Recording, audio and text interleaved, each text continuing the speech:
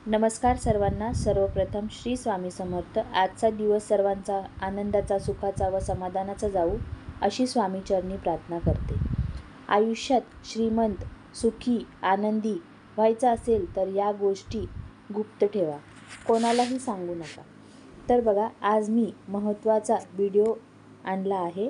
आपण जेव्हा अति दुःखी किंवा खुश असतो किंवा आनंदी असतो, तर आपण भावनेच्या भरात आपण आपल्या जवळची मित्रमैत्रीण असो किंवा आपल्या आजूबाजूची व्यक्ती असो किंवा आपली कोणतरी जिवलग व्यक्ती असो, त्यांच्यासोबत शेअर करत असतो, जो आपल्याला पुढे जाऊन दुखवतो व आपला गैरफायदा घेतो.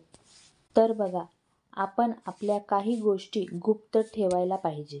बघा, पहिलं तर आपल्याकडे किती पैसे आहे, आपल्याकडे किती बँक बॅलन्स आहे किंवा आपण पैसे कुठे कुठे गुंतवले आहेत, हे कोणालाही सांगायचं नाही.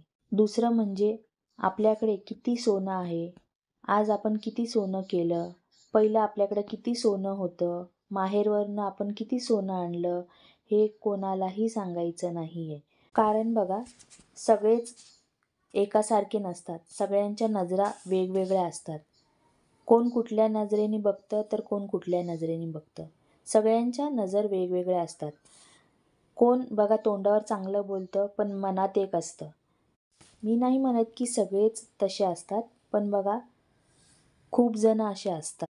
तर तिसरी गोष्ट म्हणजे तुम्ही किती कमवता, तुमचे मिस्टर किती कमवतात किंवा तुमचा मुलगा किती कमवतो, हे कोणालाही सांगायचं नाही आहे. किंवा तुम्हाला कुठली नवीन नोकरी लागणार असेल किंवा तुम्हाला प्रमोशनची संधी आली आहे, हे कोणाला सांगायचं नाही आहे. किंवा तुम्हाला बाहेरगावी जायची संधी आलेली आहे, तरी पण तुम्ही हे कोणाला सांगायचं नाही आहे. आता चौथी गोष्ट म्हणजे जर तुम्ही स्वामी भक्त असाल किंवा तुम्ही कुठल्याही देवी देवताचे भक्त असाल, तर तुम्ही ढिंडोरा पिटायचा नाही आहे की मी स्वामी भक्त आहे, मी हे भक्त आहे. हे अजिबात स्वामींना आवडत नाही. असे केले तर तुम्ही स्वामीचे भक्त नाही असे स्वामी म्हणतात. स्वामी समर्थ स्वतः हे सांगतात की जो कोणी माझ्या भक्तीचा ढिंडोरा पिटेल तो माझा भक्त नाही, मी त्यांच्यासोबत कधीच नसणार.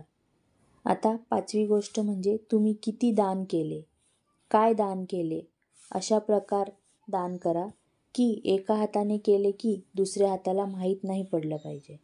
किंवा तुम्ही कोणते उपाय करत असाल तर तेही कोणाला सांगू नका. ते उपाय कधीच यशस्वी होणार नाही.